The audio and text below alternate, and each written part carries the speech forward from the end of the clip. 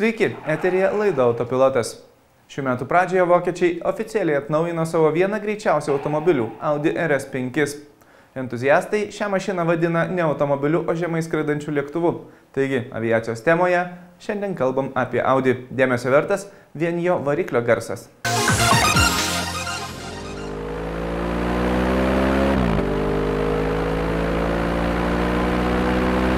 Šiuolaikiniai sportiški automobiliai vis dažniau yra gaminami su turbininiais varikliais. Variklių darbinė apimtis mažėja ir jos montuojamos turbinos dėl paprastos priežasties – ekologijos ir kuro ekonomijos. Tačiau dėl to labai pergyvena klasikinių sportinių kupė entuziastai, kurie vertina klasikinius atmosferinius variklius. Laimei šis monstras tai tikras klasikinis atmosferinių variklių varomas kupė.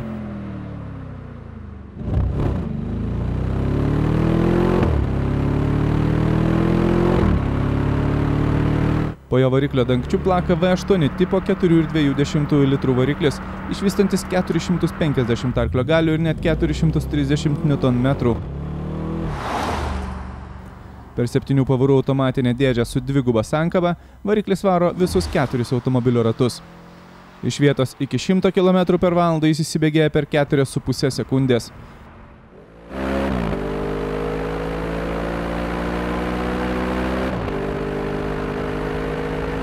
Paprastai visi Vokietijoje gaminti net patys greičiausi automobiliai turi maksimalaus greičio ribotuvą, kuris įsijungia ties 250 km/h riba.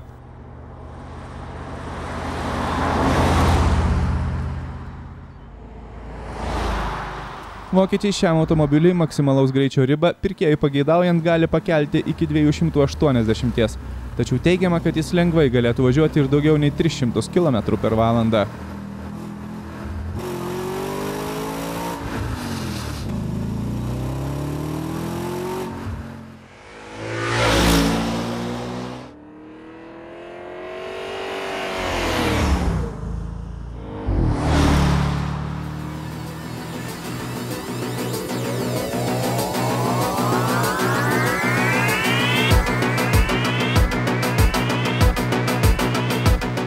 Automobilis nuo savo pirmtako pasikeitė nedaug. Tai taip vadinamas kosmetinis atnaujinimas, faceliftas. Pirmiausia, kas krinta į akis, tai naujos radiatoriaus aušinimo grotelės, nauji, daug agresyvesni žibintai, naujas kiek kitoks variklio dangtis.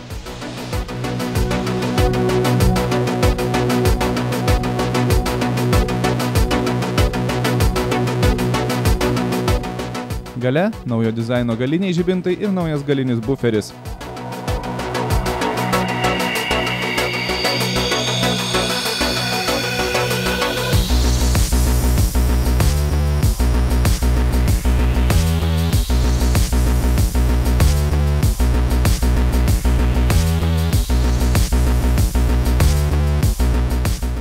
Automobilio viduje taip pat nieko kardinaliai naujo. Kitokio dizaino oda aptrauktas vairas su nupjauta apačia, kiek pakeistas valdymo skydelis, kitoks užvedimo raktelis bei dar keletas smulkmenų.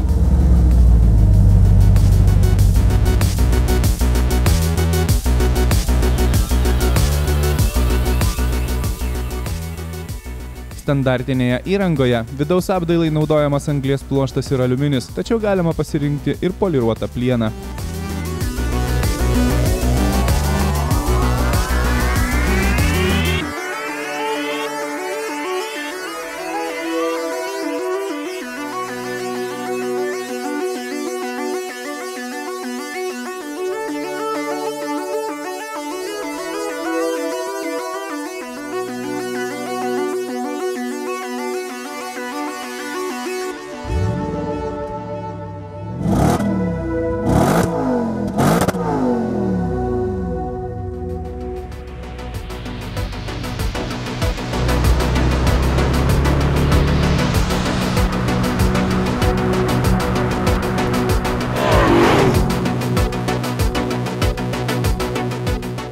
Nepaisant fantastiškų techninių duomenų, kurie gėdos nepadarytų net super automobilių gamintojui, šis yra stebėtinai ekonomiškas. Vidutiniškai RS5 vartoja vos 10,5 litro kuro 100 km. Atskiro paminėjimo verta ir nuolatinė visų ratų pavara. Jos centrinis diferencialas prireikus automatiškai užsiblokuoja. Be to, automobilyje sumontuota speciali taip vadinama torque vectoring sistema. kuri posūkiuose daugiausiai variklio galios paskirsto tiems ratams, kurie tuo metu turi didžiausią sukibimą su keliu. Kaip papildomą įrangą galima užsisakyti ir besiblokuojantį galinį diferencialą. Automobilis palyginus su paprastu A5 kupė yra 2 cm žemesnis. O šią variklio galę suvaldyti gali tik labai galingi stabdžiai. Už papildomą kainą galima užsisakyti net keraminius stabdžius. Tiesa, kiekvienas daiktas turi ir savo kainą. Net pigiausias variantas kainuoja beveik 300 000 litų. Kažin, ar nors vienas šių automobilių išriedės į Lietuvos kelius. Tačiau tai tikras svajonių automobilis.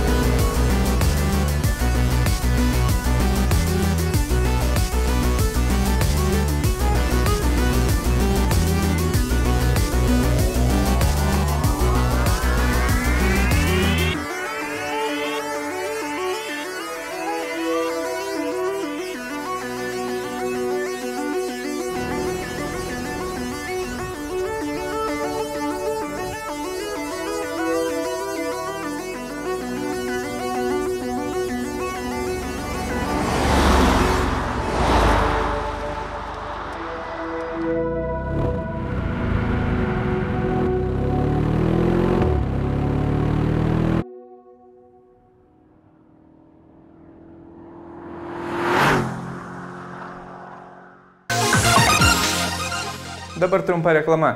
Tačiau likite su mumis, iš karto po jos Vytenis pasivažinės senu Mercedes-Benz autobusiuku.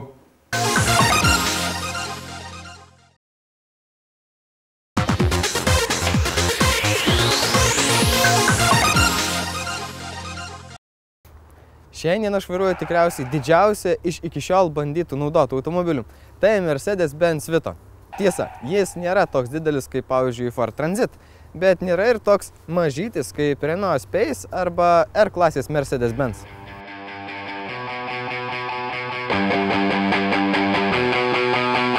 Šis Vito yra lyg tarpinė grandis tarp mikroautobuso ir vienatūrio. Tai reiškia, kad turėsite kur kas daugiau vietos daiktams susidėti, tačiau parkuojantis ar važinėjant mieste nereikės per daug sukti galvos dėl vietos aikštelėje. Juo labiau, kad apsisukimo kampas stulbinamai mažas, todėl šis Vito atrodo manevringesnis nei kai kurie mano mėginti mažesni automobiliai. Paprasčiau manevruoti padeda ir lengvai sukamas vairas. Vairo stiprintuvas tikrai nepadės geriau jausti automobilį važiuojant didesniu greičiu, bet jis nesukels problemų manevruojant. Pasukti vairą pakanka vieno piršto. Važiuoklė nebloga. Ganėtinai maloniai sugeriami kelio nelygumai, taip pat ir taip vadinami gulintys policininkai. Deja, kas liečia valdymo savybės, šis Vito stovi eilės gale. Jeigu automobilis tuščias, dėl galinių varomų ratų jis tiesiog svirduliuoja po kelią ir yra sunkiai valdomas. Dizelinis 2,2 variklis atrodo pakankamai šiam automobiliui. Iš vietos jis išjudina nesunkiai, o esant reikalui suteikia ir dinamikos. Tik važiuojant norisi išlupti automatinę pavarų dėžę. Visą laiką ji gadino nervus visais įmanomais būdais. Pavaras jungia arba per vėlai, arba per anksti. Todėl variklis arba kaukia kaip išprotėjęs, arba vangus. Tokių automobilių dizainui neprivaloma, kad jis būtų estetiškas ir gražus. Tiesa, Mercedes-Benz dizaineriai šiam automobiliui suteikė šiek tiek apvalių formų ir įmantrių linijų. Bet pagrindinis dalykas tai funkcionalumas. Todėl kėbulas yra tiesiog dėžė ant ratų.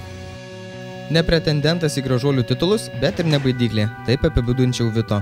Nors jo forma kaip ir visų tokios klasės automobilių, tačiau keletas linijų suteikia išskirtinumo. Pavyzdžiui, priekiniai žibintai ar galinio šoninio lango žemėjanti linija. Bet kad ir kaip bebūtų gaila, nors tai nėra bjaurus automobilis, jį dažnai puošia rūdys. Daugelis Vito vairuotojų skundžiasi, kad kėbulas yra lyg rūdžių magnetas. Nuo jų kenčia viskas be išimties, todėl rasti korozijos nepažeistą Vito yra labai sunku. Panašu, kad tai šio modelio tradicija, nes apie rūdis kalbama jau nuo pirmosios šio automobilio kartos. Šio Mercedes-Benz interjeras tikrai nėra pats funkcionaliausias ar ergonomiškiausias.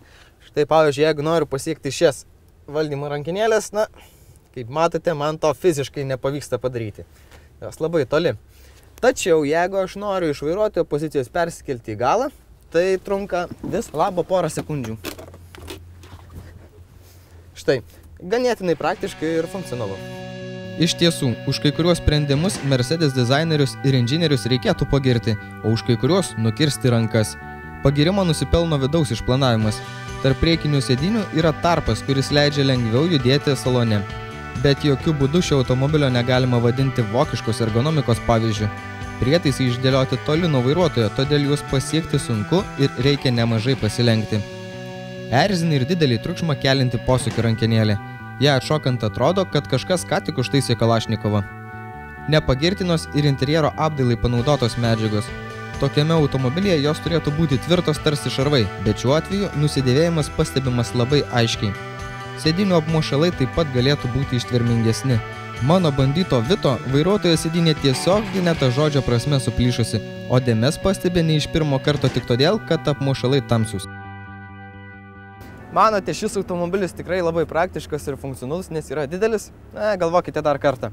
Štai šios milžiniškos durelės, jos gali nupūsti labai toli ir yra tikrai didelės. Todėl joms atidaryti reikia nemažai vietos už automobilio. Ar šis Mercedes-Benz patikimas? Galite paklausti jūs. Atsakymas – ne. Nusiskundimų sąrašą galima pradėti nuo surūdijusio variklio dangčio ir baigti vos besilaikančių duslintuvų. Korozija veikia ne tik kėbulą, bet ir automobilio mazgus išdėliotus dugne. Neįtin patikimi dizeliniai varikliai. Ligos gali užpulti į purškimo sistemą, taip pat neretas alyvos prasiskverbimas. Kadangi šis Vito varomas galiniais ratais, jam pasitaiko ir gedimų susijusių su kardano. Šio elemento remontas brangus malonumas, jeigu mėginate gyvybės įpūsti naujomis dalimis. Bet norint jį sutaupyti, gali rinktis kardano restauravimo galimybę. Tai kur kas pigiau ir ne ką blogiau nei naujos dalys. Deja, jų restauravimu užsiima mažai įmonių.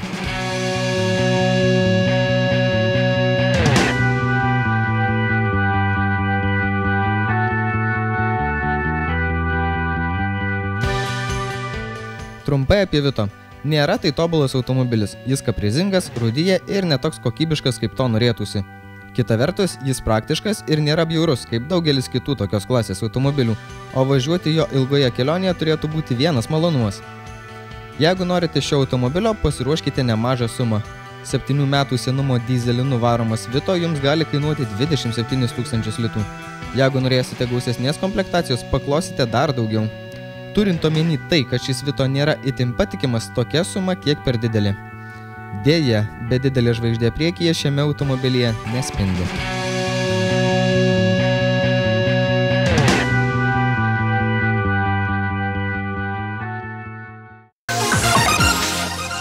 Opel vidutinės klasės sedanas Insignia gaminamas jau 4 metus. Praėjusią savaitę jis buvo šiek tiek atšviežintas. Man teko pasivažinėti Portugalijoje su sedanu nauju biturbo dizeliniu varikliu.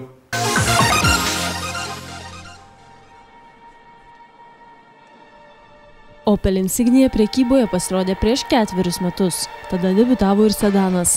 Praėjus metams rinkoje pasirodė Universalas. Per 4 prekybos metus Insignia susižėrė daugiau kaip 50 apdovanojimų įvairiose šalyse. Brangiausias jų, žinoma, Europos metų automobilis.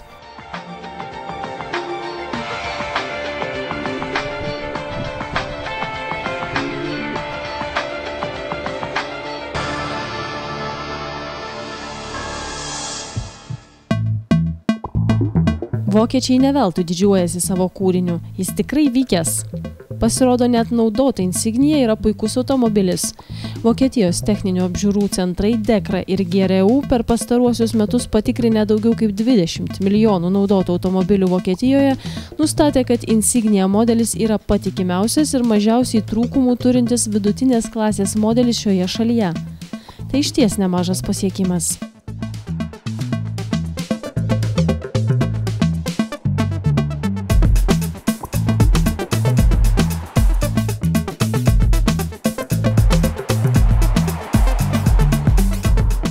Galų gale ir pirkėjai jį pamažu pripažįsta ne tik šioje šalyje, bet ir visoje Europoje. Vokiečiai kiekvienais metais vidutiniškai parduoda po beveik 100 000 šių modelių. Per 4 metus prekybos parduota daugiau kaip 500 000 automobilių. Yra kuo didžiuotis. Įdomu, kad Vokietijoje net 4/5 visų šios klasės automobilių parduodami su dizeliniais varikliais. Dar vieną naują dyzelį vokiečiai ir pristatė Portugalijoje.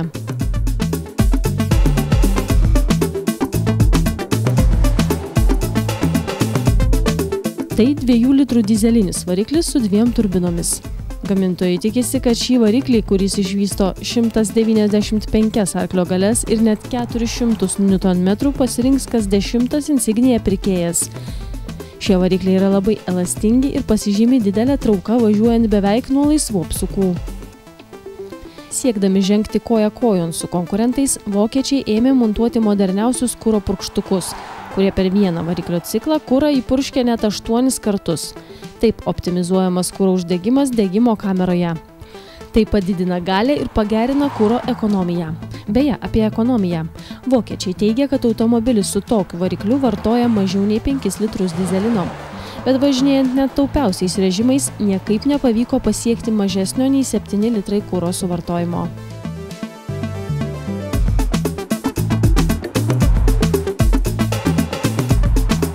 Opelio biturbo sistema kiek skiriasi nuo iki šiol naudojamų kitų gamintojų, mat kiekviena turbina turi savo atskirą tarpinio oro aušinimo sistemą, taip vadinamą interkulerį.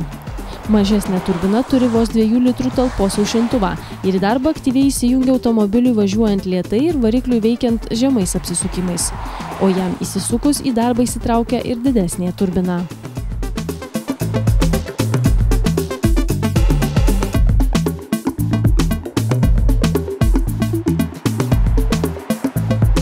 Paklausti, ar tokia konstrukcija bus pakankamai patikima, gamintojai pabrėžė, kad visi Opel kuriami varikliai turi atitikti visiškai vienodus patikimumo standartus ir šis neišimtis.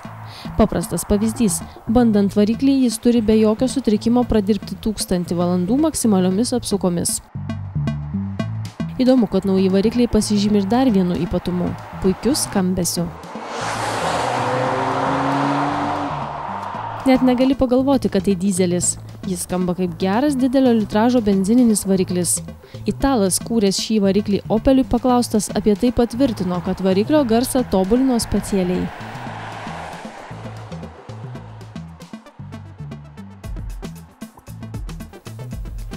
Be variklio Insignia modeliuose pradėta montuoti naujo tipo pakaba.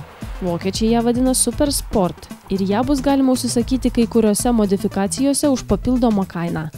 Šios pakabos konstrukcija panaši kaip ir sportinėme Insignia OPC modelyje. Pakabos ypatumas yra tas, kad paprastame automobilyje pasukus vairą ratas pasisuka kartu su spyruoklė ir amortizatorium. Tai klasikinė McPherson pakaba. O OPC modelyje sukasi tik ratas. Automobilis greičiau ir tiksliau klauso vairuotojo komandos. Be to, modeliai su tokia pakaba ir visais varančiaisiais ratais turės gale automatiškai besiblokuojantį galinį diferencialą. Tokiuose modeliuose montuojami ir gerokai galingesni ir didesnio diametro stabdžiai. Taip pat pasiskolinti iš OPC modelio. Be to, vokiečiai patobulino savo kai kurias elektroninės sistemas. Automatinio kelio ženklų atpažinimo sistema dabar gali atpažinti daugiau ženklų. Kelio juostos laikymosi sistema dirba patikimiau ir efektyviau.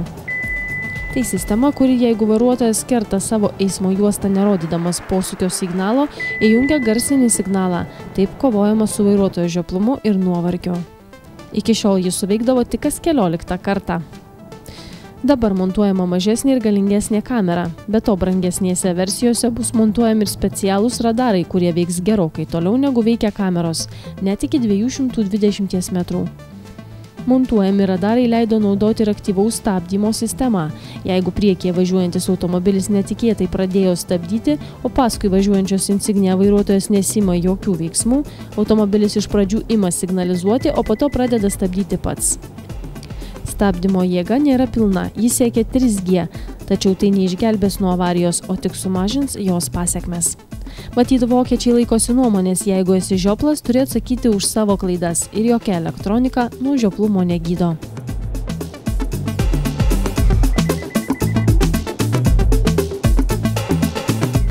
Prekyboje patobulintos Insignijos pasirodys jau nuo pavasario. Insignia su nauju varikliu nebus pigi. Ji kainuos maždaug 10 000 litų brangiau negu su paprastu dyzeliu. Tačiau tiems, kas planuoja pirkti tokį automobilį ir daug važinėja, ši investicija turėtų atsipirkti.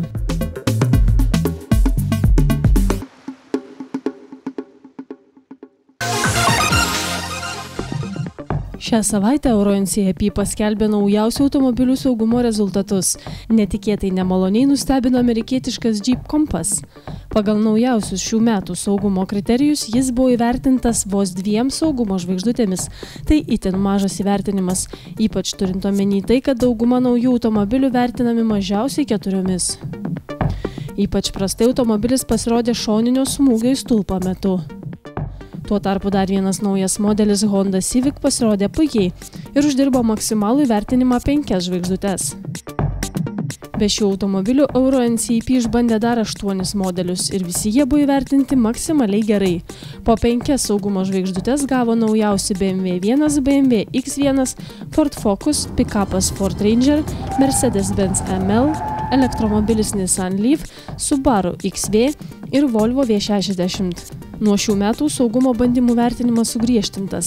Nuo šiol visi norintys uždirbti maksimalų įvertinimą turi surinkti bent 80% visų įmanomų taškų suaugusiųjų saugumo kategorijoje, 75% vaikų saugumo kategorijoje ir po 60 pėsčiųjų ir papildomo aktyvaus saugumo sistemų kategorijose. Tuo tarpu dar prieš kelerius metus pakako surinkti vos 25% visų įmanomų taškų ir automobilis jau buvo vertinamas puikiai. Įdomu, kad Jeep Compass automobilis buvo bandomas su šoninėmis krūtinės ląstą apsaugančiomis saugos oro pagalvėmis, tačiau jis vis tiek labai prastai pasirodė šoninio smūgio į stulpą metu, o pėsčiųjų saugumo testo metu surinko mažiau nei 1/4 visų įmanomų balų. Tuo tarpu likę automobiliai atspindi gamintojų pastangas kuo geriau pasirodyti saugumo testuose, nes naujų automobilių pirkėjai rinkdamiesi naują automobilį vis dažniau kreipia dėmesį į šį parametrą.